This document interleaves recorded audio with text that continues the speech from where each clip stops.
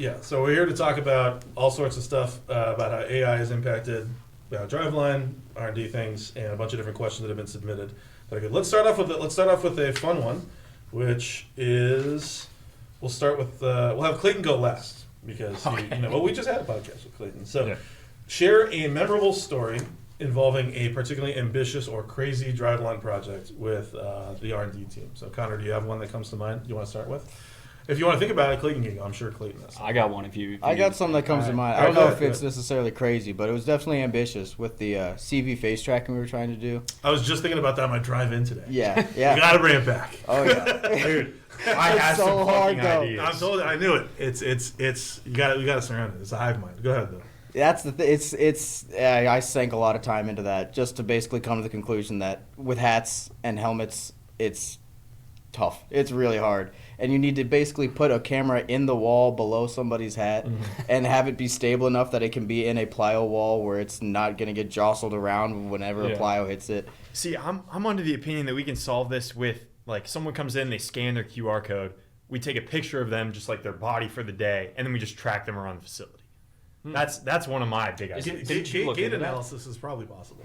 Because that's definitely how Big Brother does it. Is they track their gait. Yeah. It's really hard to alter your gait. I know that. But also with hat, my thought is we have a communal hat and a batting helmet, and then we take pictures of them in a hat and a batting helmet, and then we cluster those, right? And we identify. Yeah. I don't know. But we also have to cut but there is a problem. You can't dump it all into one pickle file. You can't have all 2,000 people that have come through here because the K-means clustering is just there's gonna be too much overlap. Yeah. So you have to be like, here's pitchers, here's hitters. And then you have to segment it, but then not lose it because what if someone's a college player and then they turn pro, right? Suddenly they're out of this data. So it's interesting. But I've been thinking about it. Yeah. I definitely didn't look into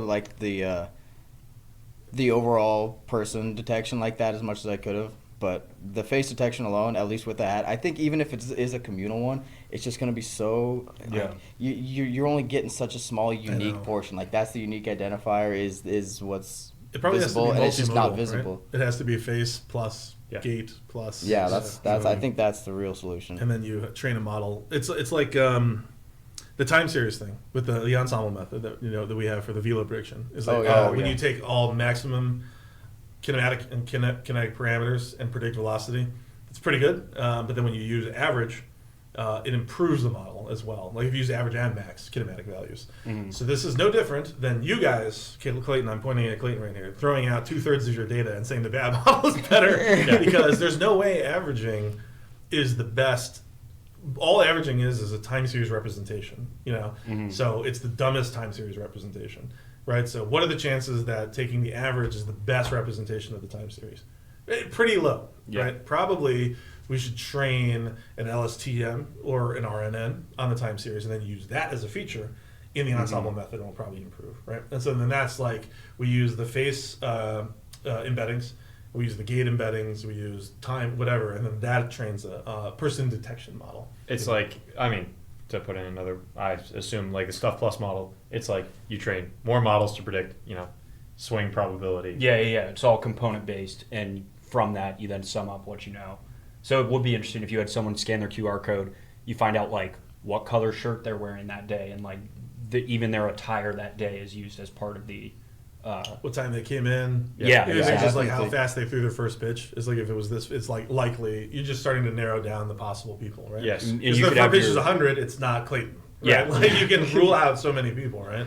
So the model can actually evolve like over time, over the single day they're in there. And you could select if we had a sign in, sign out. I don't know if we have a sign out. No, we don't. We just had time gated. You could have that pickle file just have people known to be in the facility or something like that. Or you can maybe like the schedule too, like this guy's scheduled to come in. Yeah, because if you have them scan the QR code at the beginning, then you know at least the number of people that are in the facility, and then you already have a likelihood of it being that person. I think you could get it pretty. Yeah, but it has to be robust to people that don't scan too. Because not everyone scans. Yeah, that's true. So definitely something. All right, CV face detection. See, it's already much more complicated than we thought. Yeah. What do you got, Limbo? Yeah, I think my best example of this would be mix and match, just because like this. So these were models that predict the value of a pitch based on arsenal effects only. So the value of a pitch based on everything about that pitcher other than that pitch type, which is a very difficult thing to do. Something anyone watching baseball can pick up on, pitches playing off of each other. but it's been very hard to model. So, and this was something I didn't even know we'd be able to do. I never set it as one of the BB Ops projects because I didn't want to sink a bunch of time into it and lose it. So it was basically weekends and late nights. I know Connor we'd get to Friday at 5 and Arsenal time. Now You're so excited. Once everything else was done, you'd be like, all right, let's go. It's Arsenal's time. Yeah. So just kind of working in the shadows on that to finally get a proof of concept and something that worked pretty well. I think, definitely an ambitious project and something non-traditional baseball modeling. What about you, Clayton? I've got two, and the first one isn't really a project, so That's fine. but it was you, me, and Marsh in California. It's already been. Tour of America. Oh my God, this is a great story. Tour of America. It ended well. Yeah. So I get the call that I'm going to Unnamed team.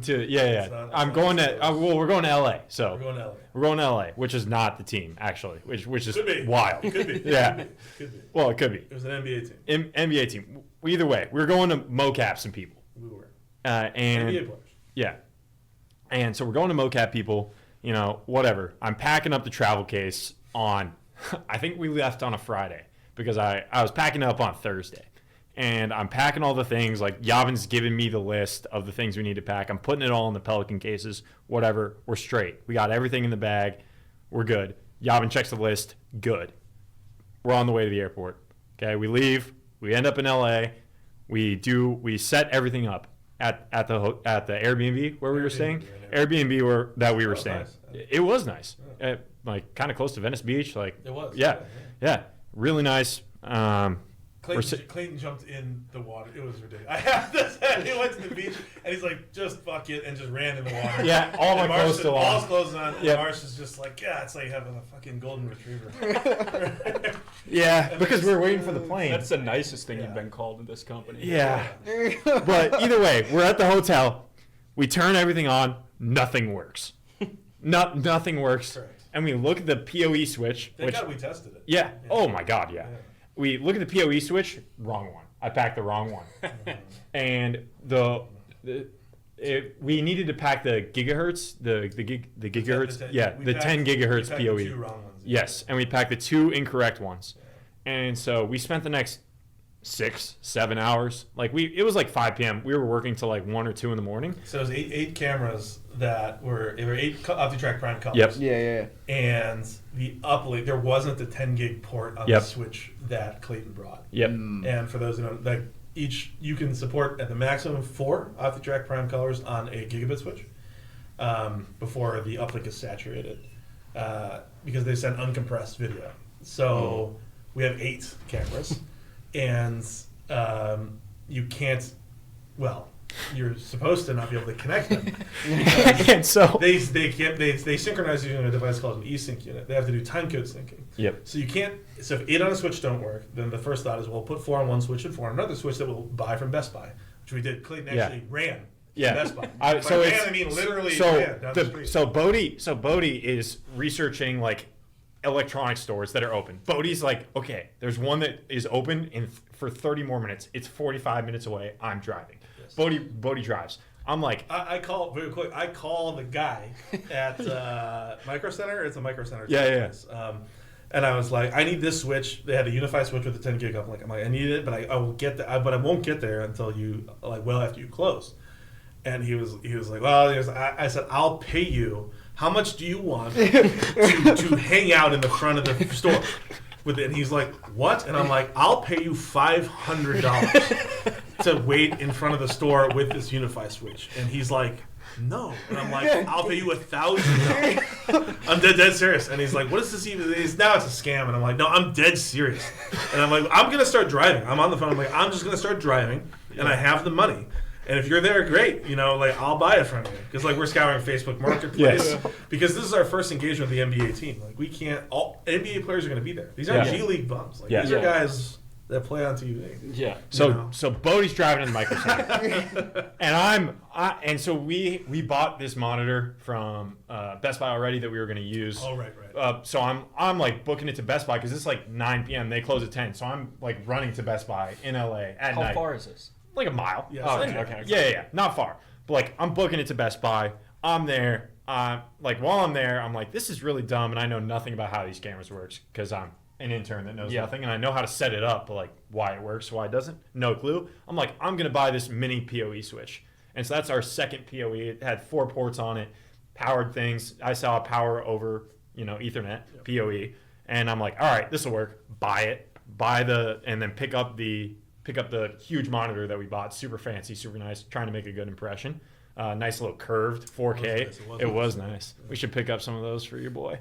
And then, so I'm walking back. Boddy runs into me in the store. He's like, I'll give you a ride back. Because I was like planning to carry this 40-inch monitor back in my arms because Boddy had the car. He's like, I'll carry you. I'll drive you back, no problem.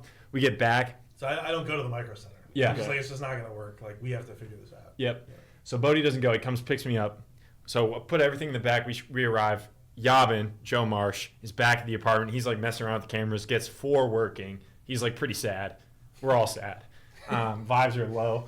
And I'm like, here's this other PoE. Like, we should try to plug some cameras into it. And he's like, all right, we got nothing to lose. And then we somehow like introduced this like rate condition. But first, Joe was like, don't drive to Tustin.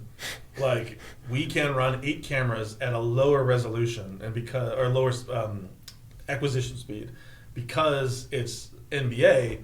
The movements, Joe was in the apartment, like faking shooting and then processing in Visual 3D while he and I are running out. And Joe's like, no, 60 hertz will be enough. Yeah, which is what Hawkeye uses in the NBA now. Actually. Okay. But he had only gotten it working with 4 cameras, not 8. Because we didn't have 2 switches. Yes. He's like, so if we can get 8 switches at this resolution at 60 hertz, that should be enough bandwidth. Like, we just do this, and like that's where I come in. Like, I know he's like, but if you can get the bandwidth working, then I can make this work. And so then that's when I canceled the trip and then went and got Clayton. Like, we need to go get PoE switches to go try this. Yeah, and then we arrived back. 4 of the cameras are on. Like, the worst quality of image you've ever seen. They were purple. Something was going on. And so we were like messing around with the switches, like plugging them in every single way, and then boom, it worked. Like, just out of nowhere. And Yavin's like, I have no idea how this is working right now. And then Boddy, and I'm like, we'll just leave it on. It's no problem. I'm thinking like, oh, this is like, just don't touch it. It'll be fine. And Boddy's like, that's not going to work because we have to make it work tomorrow. And so we take it all down, and then we have to build it back up to make sure that we can do it again. And so like that it wasn't just like this random thing that we had like created in this Airbnb in LA at 3 a.m. And so we're like, okay, we're pretty sure we can do this tomorrow. We go to bed. It's like 2 a.m, 3 a.m, whatever. We wake up 5:30. I hear the C4 ghost in the kitchen. First thing, Boddy's in there in his underwear drinking his ghost. That's right. And then we pack up the car, go. It actually works. And that was it. It was crazy. It was nuts. It shouldn't have worked. Like, we didn't have to shoot at the lower resolution either. We were able to get, if we turn the switches. I think we got it to 120. We did. Yeah. We got it to work at full resolution, which was crazy. So we had to turn both switches on. And then when they do that, there's a race condition where like 4 cameras say they're 1 through 4, and the other 4 cameras say they're 1 through 4. And then they start flashing, and there's this race condition.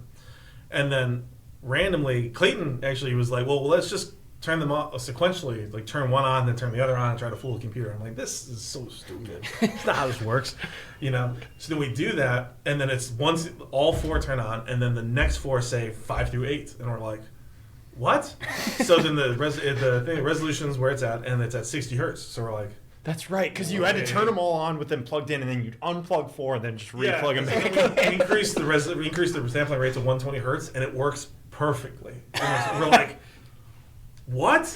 Like, how did this fucking happen? There's no way this works. Because it's 2 sets of cameras over 2 different Ethernet uplinks to the computer. Yeah. So, like, how can it possibly synchronize them? There's, like, no way. They have to all be on the same network, and they're not, And it was like, to this day, we don't know. Yeah, because you started them on the same network, and then you unplugged them from each other, and then it created 2 different networks. What we think happened is when we initialized all of them, and then if we power them off and then power them on, there's enough storage information in the camera that's retained. Because if you wait too long and do it, because the first time we did it after restarting, it didn't work, right? And that's where we're like, oh, we're fucked. And then we tried it again, and then it worked. So there must be that there's like information stored in the cameras or whatever that forces them to then. It was crazy. It was crazy. And then Clayton felt so bad. But this goes into the other podcast we talked about. It's like I would shift blame or whatever. But at the end of the day, man, it's on me.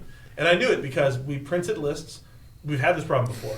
Before we had gone to, I think when they went to Notre Dame and Joe Boyle was pitching there, they set up the lab and they forgot the calibration wand. Yep.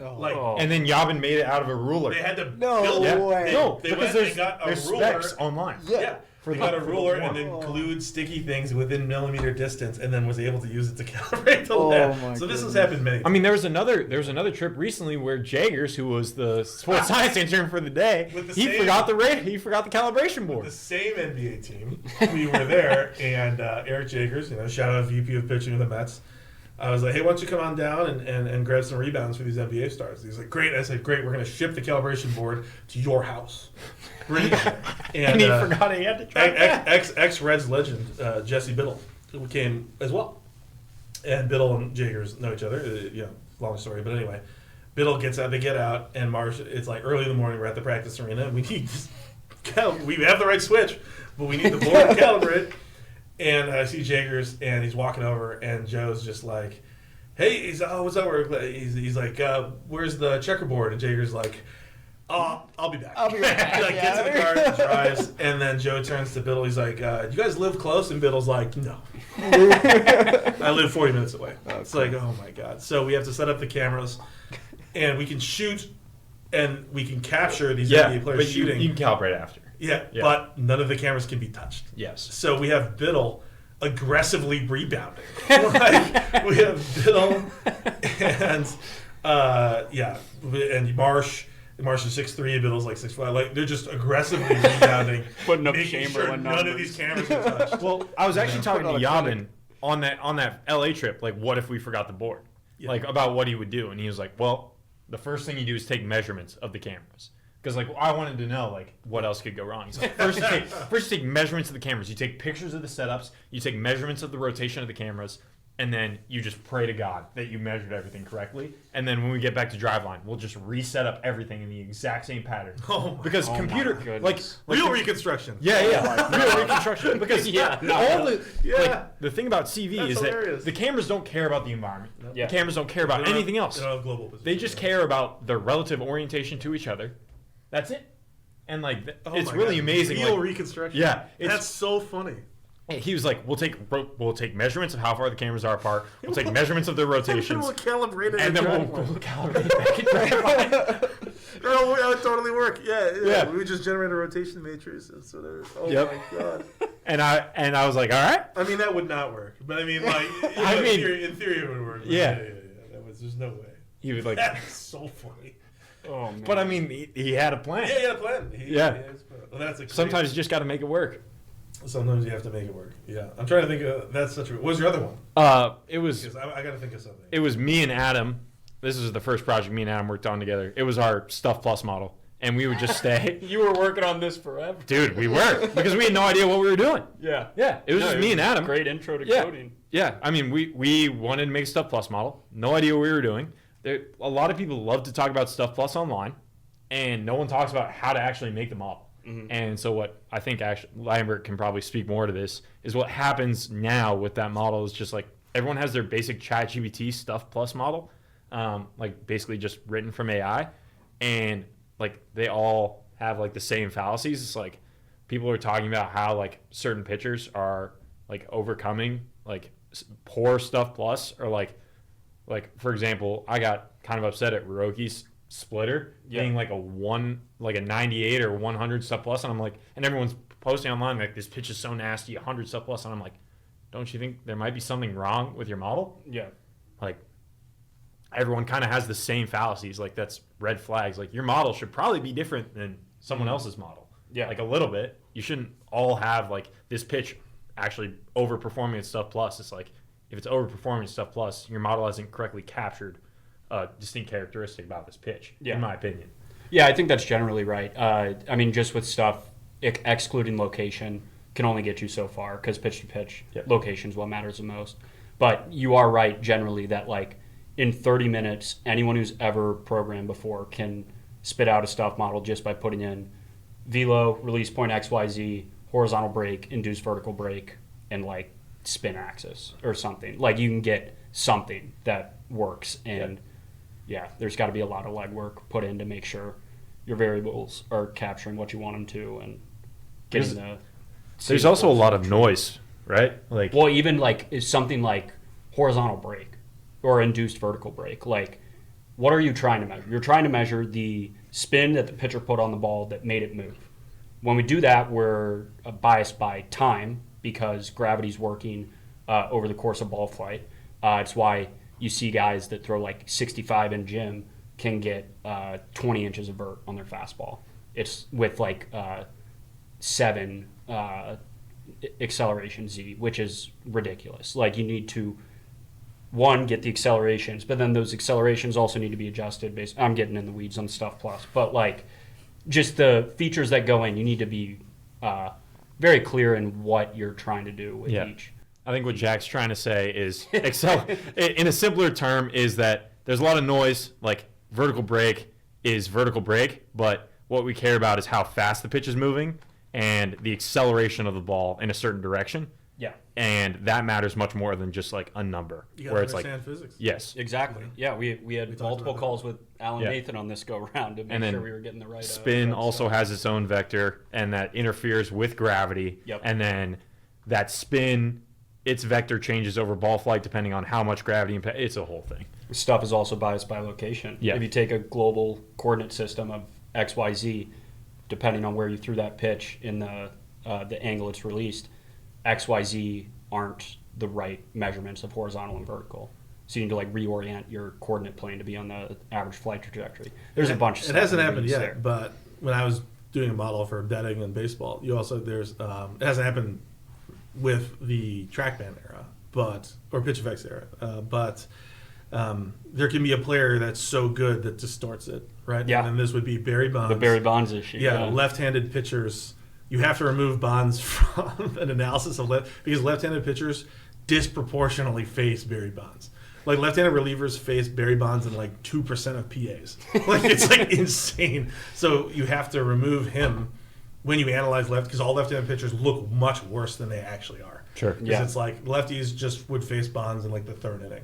So they're just facing the greatest hitter way more than they should. So then lefties as a population, if you just take that and you don't adjust for that, then it looks like, wow, lefties suck at baseball. It's like, no, they just like, this dude is like 50 times larger of a feature than they should be in this analysis.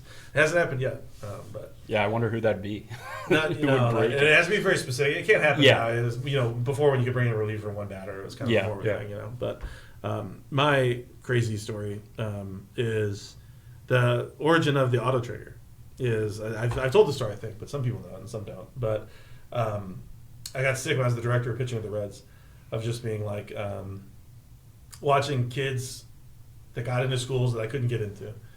They're interns, clicking a button on an electronic. Yep. And I was like, there's got to be a better way to do this. There's just got to be. By the way, this is still how it's done for biomechanics. Yeah. And electronics too, but also like biomechanics is done this way, which is nuts in MLB.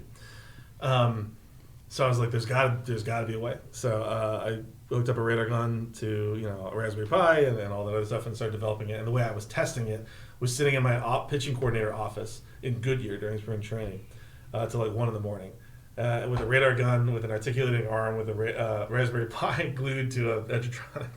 And I was like trying to measure this stuff. And to trigger it, I was throwing AA batteries at my door. Yeah. My door's That's what I was doing yesterday with the LED just board. throwing the batteries to the point where like the Colombian and the security guard came in. They're like, "What's going on?" And I was like, don't worry about it. I don't know. The whole floor is covered in AA batteries. I'm like, how do you want me to explain this? And then the security guard was like, "Hey, you want to check out my sick ass speaker system?" And I was like, "I would love to."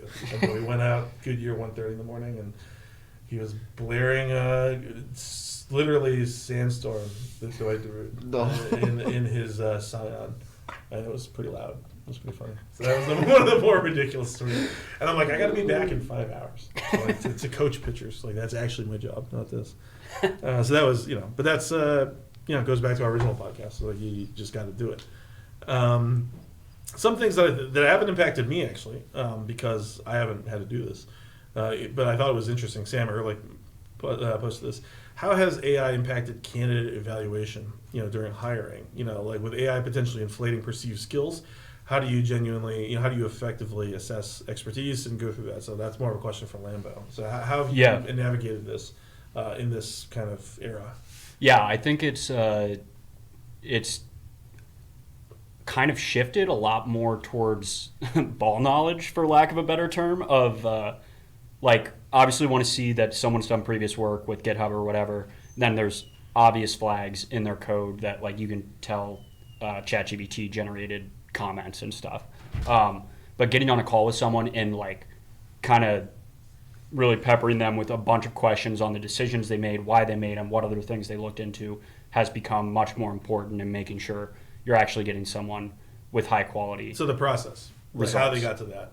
Yes, yeah. More process oriented. Then we also do a coding assessment, which I encourage them, like, please use AI if that would help you. And then similar, that's before the interview, so we'll talk through that too if relevant. Yeah. No, but so Clayton and I talked about how AI, when ChatGPT was first released and it was 3.5. Yeah. I was like, this is before you guys were here, and I was like, man, this is pretty big, because even before that there was GitHub Copilot, and I was telling Besky and the others that were working at Wasserberger, I was like, this is interesting.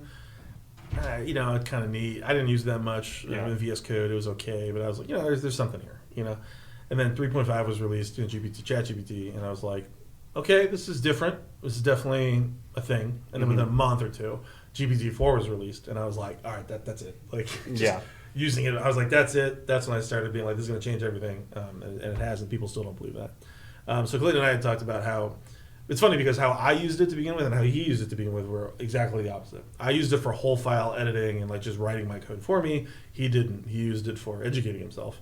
Now I more do it that way. Now I use Cursor for a lot of my editing, obviously, but I just drive with advanced voice mode on my iPhone, and I just talk to it about EMG and stuff like that. So now I use it as an educator. So we both have gotten to the same point. So now my question for you is the same thing that I asked Clayton earlier, which is how did you start using AI tooling, and then how has your use of it changed over the years that it's been out? And like, where would you like to go from there? So Connor, why don't you go first? Like, where did you first start using it? How did you first start using it? And then how is it valuable now? And then what do you think is next? I'd say I first started using it in college, like late in college, when GPT-4 came out. And then so you were in college when that had come out? Yeah. Okay. Yeah. So, and that was when all of my classes were more code centered. I was a stats major, so most of what I did earlier on was math, but then as I was out the door, they wanted to get us to make sure we were able to code effectively. So it was mostly like Clayton, where I used it as like an educator, just to learn more about it, but then I would write the code myself usually. Definitely having it help me write the code a lot more now that that's just easier. With Cursor, it's like if I don't understand a bug or if there's just like some syntax that I can't remember, it's just like, oh, okay, I'm just going to, get that fixed up real quick. But yeah, I'd say now I'd use it a lot more in both. Where like, if I'm starting a project, a lot of times what I'll do, it's kind of my version of what you do with like talking in the car.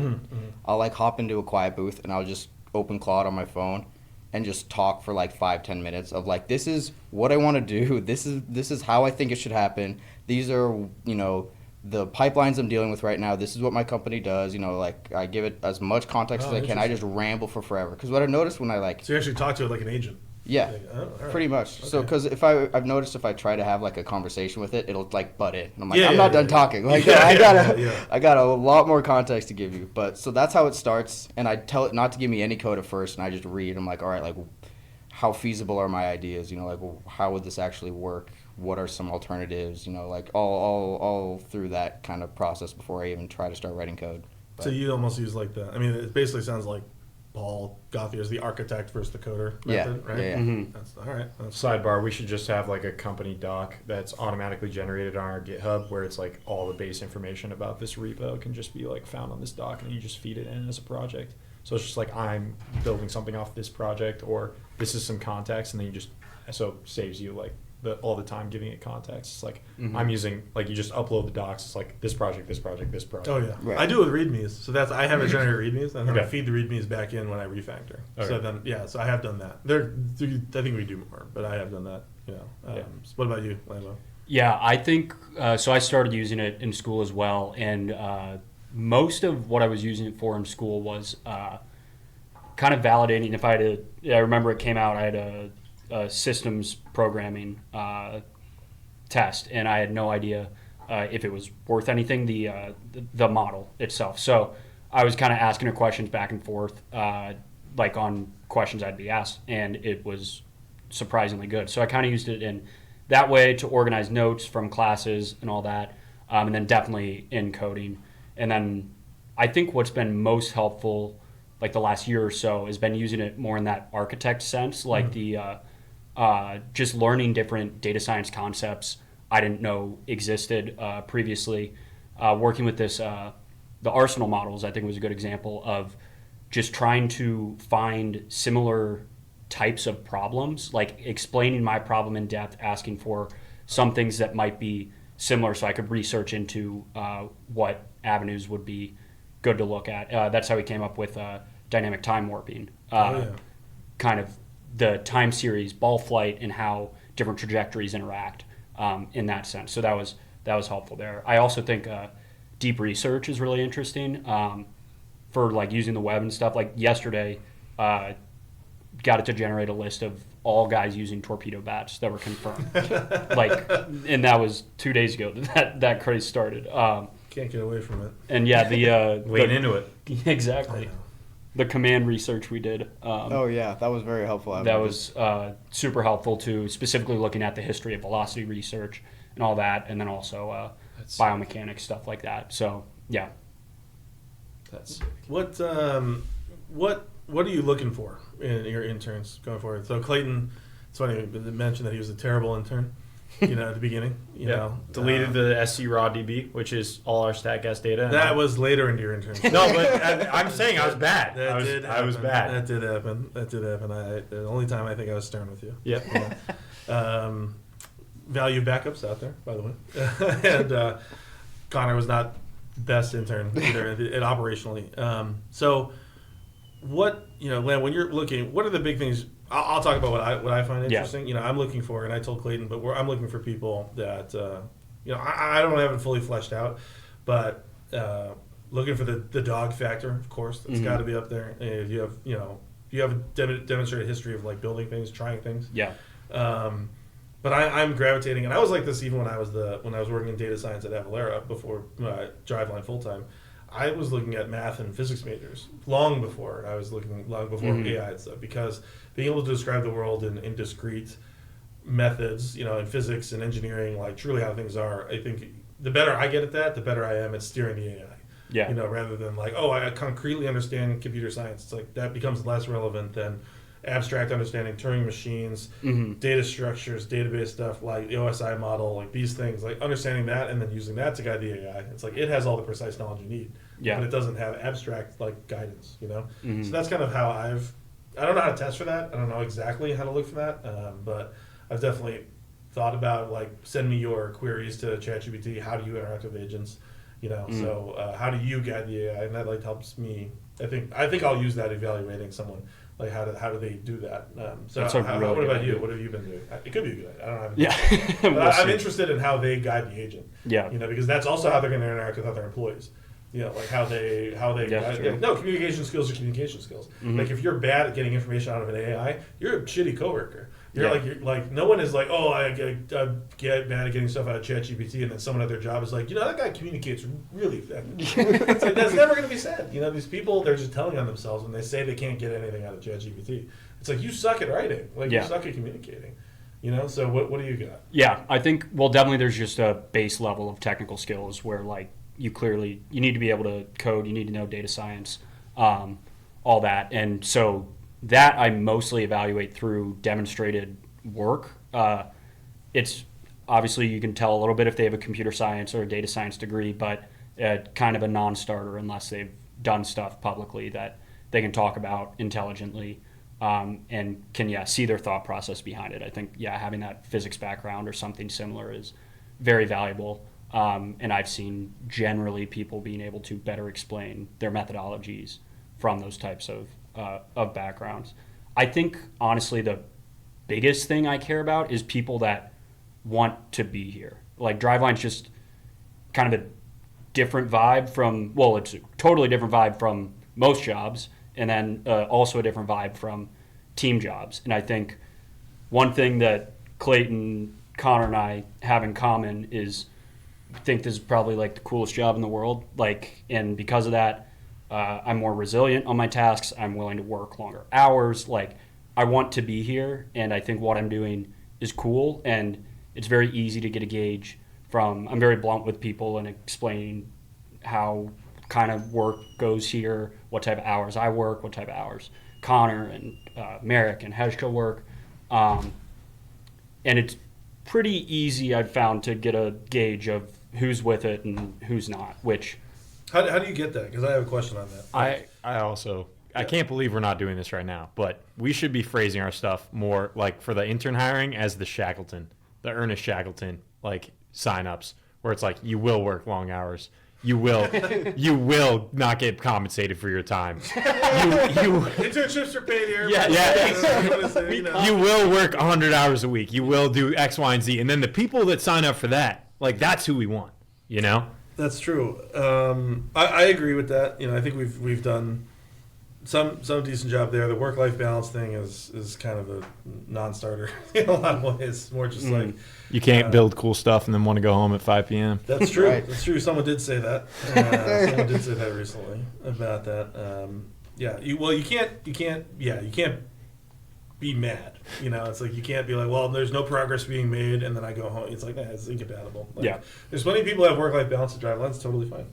That do their job. But it's like you can't have super ambition and then also like these things. It's got to be part of what you want.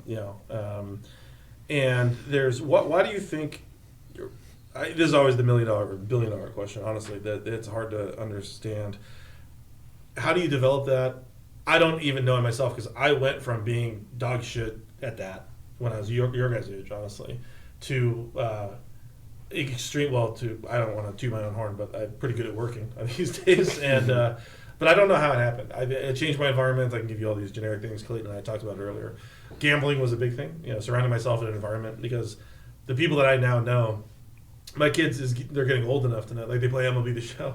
It's not gambling, but they're funny. They're like clowning on Boog Shiambi, like saying something, in MLB The Show. And I texted Boog, I'm like, "Did my kid's giving you like some?" And Boog's like, "Tell him ridiculous." And he's like, Boog, and I'm like, "Yeah, we're tight, actually, But then they'll be like, "Oh, this person on TV, this or like this gambler." And I was like, "I know that guy like really well, And that's why I surround myself in gambling, like the people. So Brian Paris, at one point he and I were probably the same skill in poker. I was probably a little bit better actually than him, and then he is now a top 5 winningest player online ever. It's crazy. Like I was roommates with a guy who was like, "Hey, I need to lock it in. I'm just gonna play poker this month. I'm staying in my room. Like I'll come out for dinner, whatever." He's like, "But I'm locking it in." And he played 30-60, so $60 the big bet, limit poker. And he played, I think, a good month is like 10,000 hands, like 20,000. That's a lot of hands. Mm-hmm. I think he played 50,000 hands or 60,000 hands, and win rates are expressed in like big bets per 100, like per 100 hands. So let's call it 50,000 hands. So then on a per 100 basis, right? That's what 500, right? Like 500 units of that. And I think he won 3 big bets per 100, which would be $180 per 100 hands. So 180 times $500 he won in a month. It's a lot of money. Right? So just round it up to $200 times 500. It's a lot, right? Yeah. I think everyone can do the math out there, how much money that is, right? And then that's how brilliant these guys are. 3 BB 100 is like insane, by the way. Mm-hmm. Like people winning 1 BB 100 is like pretty good. But like that's how good he was, right? Like, and then he's like, "I'm gonna go to Spain. I'm locking it in. I'm playing poker over there." He didn't play for like 8 months or something like that. It's just like how, but like he's brilliant, So when you're around people like that, they don't want to hang out with you if you're not also doing something cool. They're like, "Oh, what'd you do today?" It's like played Mass Effect, ate McDonald's. Like suddenly these people they don't have anything to talk to you about, So for me, it was my environment. I was forced to. Like if I wanted to be around these people, I also had to be excellent, and. Like both of those guys are much smarter than me, IQ wise for sure. My roommate definitely was. So my skill went being wide. Like I was a good card counter, I was a good sports bettor, I was a good online gambler, I was good at a lot of different things. And it's like, okay, I'm never the best in any of these things, but I'm like in the top 3% in all these things, and that's what it is. So that's I think what changed me is like if I want to hang around high achievers, like I gotta be a high achiever. You know, so is that what do you think? Is that like how do you engender that in people? Is that environment? Is that what you find valuable at Driveline? Yeah, it makes it easy to work harder. It makes it harder to not work harder.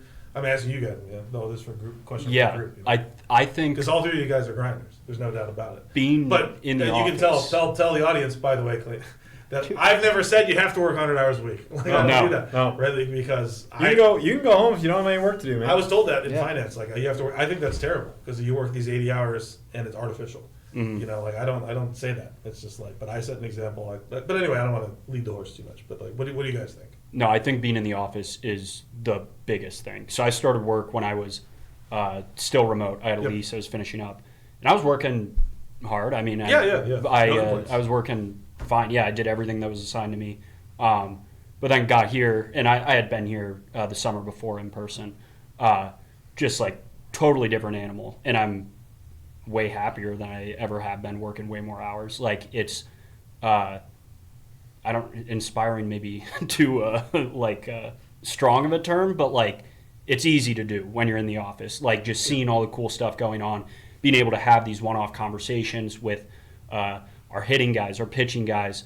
We were playing around a month ago with different bat MOIs, and now torpedo bats again going crazy. It's like we have the ability to do this stuff. Like out there pumping the fist. Yeah. Oh my God, my work. Yeah, like there's just, I mean, we have stuff no one else has, and there are lots of people that share interests with us, and it's like the coolest opportunity in the world to be able to do stuff with it, and I would feel like it's a waste to not do that.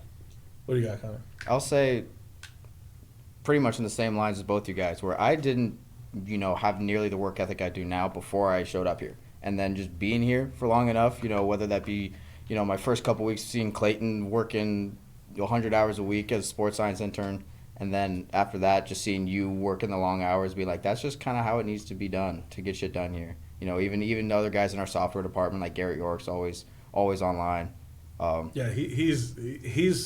That man answers Slacks at 3 a.m. Yeah, I wouldn't say he's an exception, but like he worked in the office for so long that there's no question about his work ethic. But he's one of the guys that you can feel. Yes, exactly. You can feel him in the office, even though he's in Indiana. Like you can feel it's like this dude's online right now. Yep. he's working right now. It's nuts. It's a weird feeling.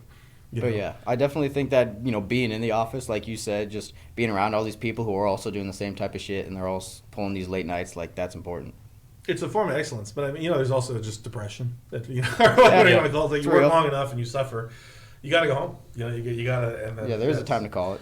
Yeah, weeks. Honestly, but it's been interesting because it's like if you're seeking excellence, like we're trying to do something, whether it's forward dynamics or all these other things, like building a radar board, building mix and match models, all these other things. It's like it's by definition, it just if it could be done, like at a certain 40 hours a week and this and whatever, it would have been done already. Yeah, it would have been done. Because I remember during Connor's internship, like his first couple weeks, I'm like, this guy's kind of a salad. And I was talking to him one day. I was talking to him one day, and I was like, dude, what are you gonna like? What do you want to work here a long time? And he's like, I'll do whatever it takes to work here. And I'm like, all right, this guy's gonna make it. Like, I mean, it's no.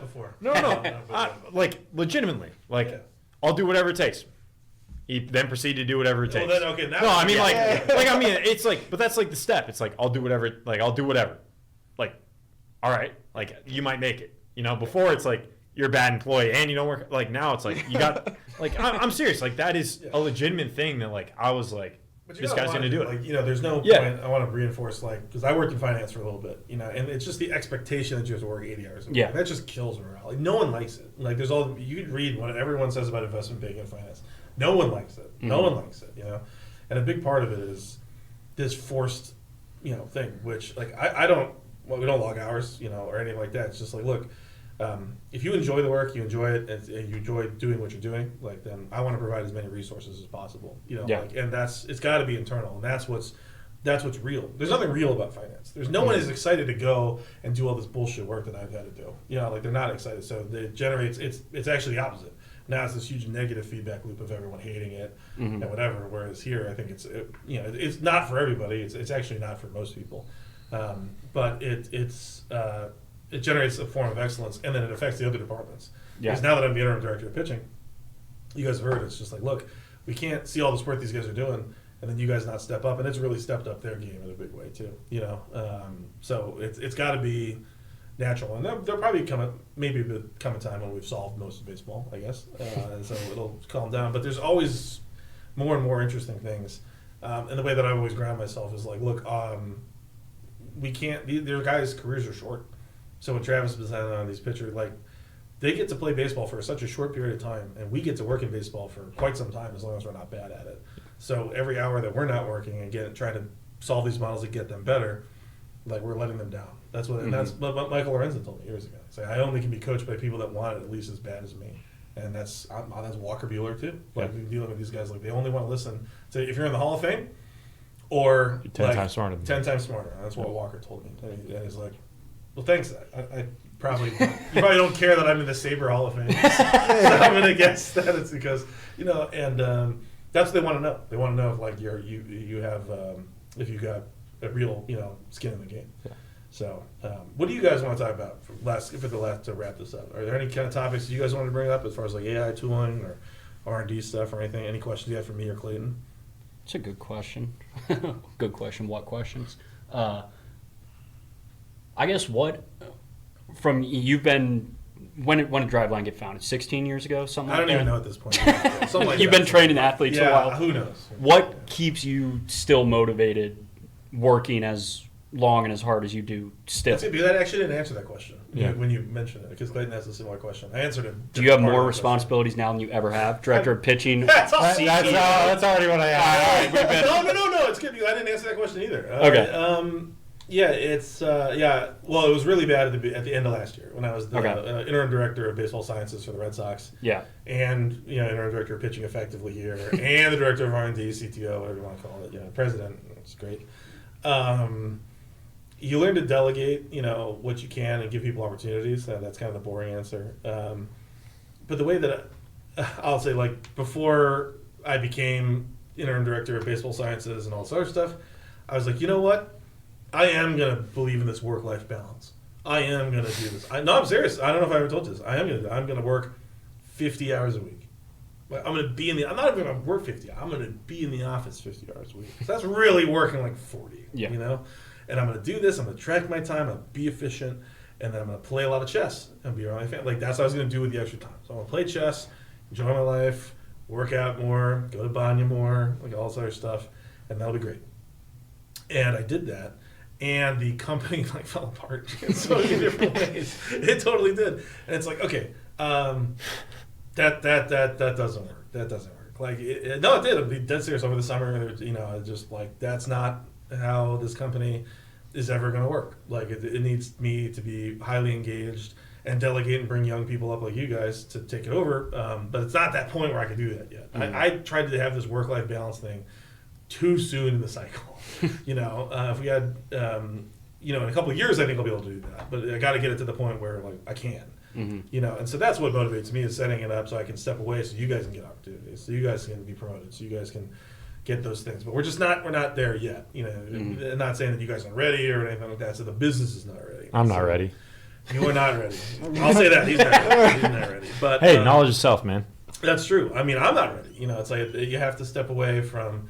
You got to be willing to. I didn't do a good job identifying if it was a good time to step away. When I stepped away to become the director of pitching of the Reds, that was a good time, because we had so many senior leadership people here that the place, was dialed. I was running out of jobs to do with Driveline effectively. Mm-hmm. So me firing myself, taking a pay cut down to $10,000 a year at Driveline, and then going and working for the Reds, that was good actually. It saved Driveline quite a bit of money. Yeah. And I still worked a lot.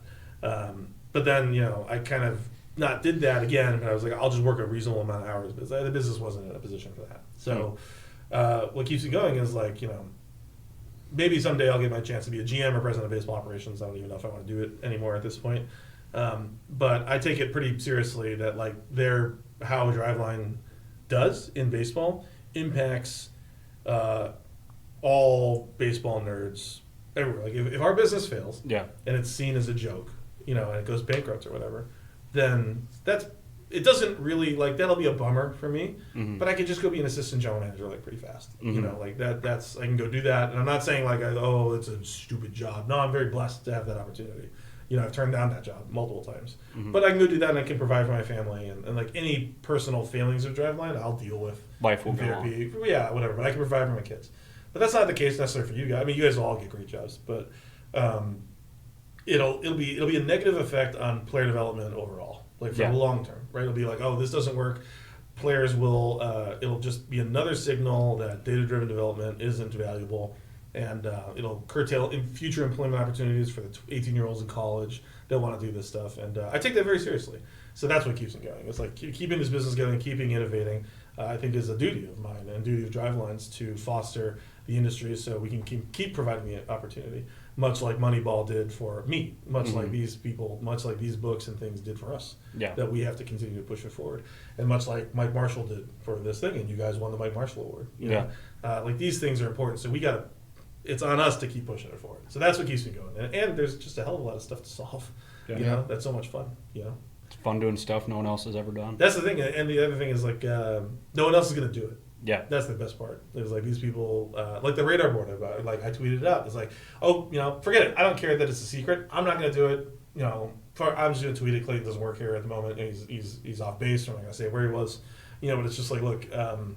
Here's how to do it, and then it's got a bunch of likes and a bunch of bookmarks, and it's been a month, and now Clayton is working on it, and because he's back. But I guarantee that in the month that it's been, that all those people that liked it bookmark, I guarantee, I bet $1,000, no one did it. I bet all these people bookmarked it and liked it, and then forgot about it because they would like. I would love to learn. No, you wouldn't. You would like to know. You would like to be severed in Severance, and you'd like to wake up and you'd love to. No Severance spoilers. Yeah. I know. I'm not done with it either. So and I'd like to be done with it, and I'd like to have this radar board that I built. Me too, I guess. But that's not it. So I learned a lot yesterday. I learned a lot.